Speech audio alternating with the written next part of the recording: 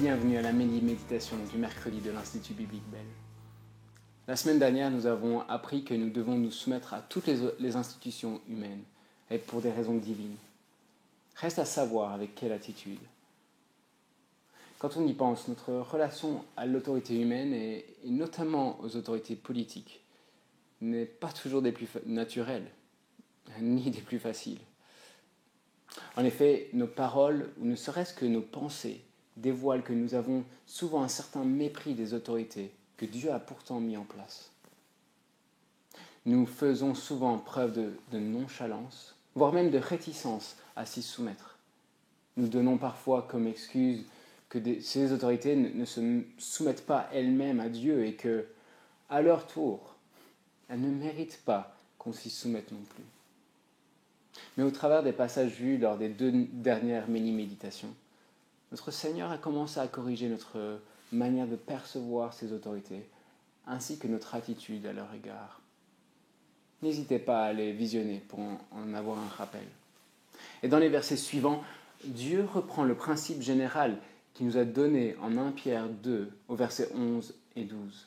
Et il le développe pour ce qui est de nos rapports aux autorités humaines.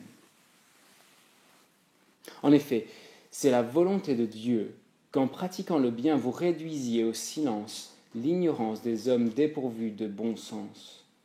Comportez-vous en homme libre, sans faire de la liberté un voile qui couvre la méchanceté, mais en agissant au contraire comme des serviteurs de Dieu. Respectez chacun, aimez les frères et sœurs, craignez Dieu, honorez le roi.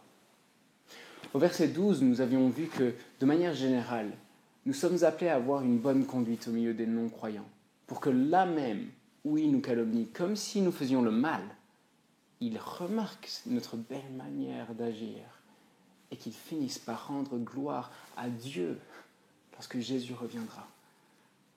Les versets 15 et 17 vont dans le même sens. Dieu veut que nous agissions bien vis-à-vis des autorités humaines, en nous soumettant à elles et en les honorant même, comme des serviteurs qui ont des comptes à lui rendre à lui et qui le craignent lui plutôt que les hommes. Ainsi, ceux qui voudraient nous accuser de mal faire dans ce domaine seront au minimum réduits au silence, n'ayant aucune raison de nous accuser. Et peut-être même qu'ils finiront par adorer Dieu après avoir été interpellés par notre manière d'agir, ce qui nous aura donné des occasions de leur partager l'Évangile. Que Dieu utilise notre témoignage dans ce sens. Bien sûr, cela implique que nous menions la guerre contre nos désirs naturels, guerre dont nous avons parlé il y a 2 semaines. La guerre contre notre désir de faire comme les autres pour avoir un maximum dans nos poches, par exemple, et pour donner un minimum à l'État.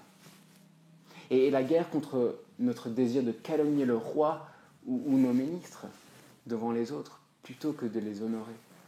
Que Dieu nous aide dans cette bataille, qu'il nous aide à respecter chacun, à aimer les frères et sœurs, à honorer le roi, parce qu'on le révère lui, plus que toute autre chose.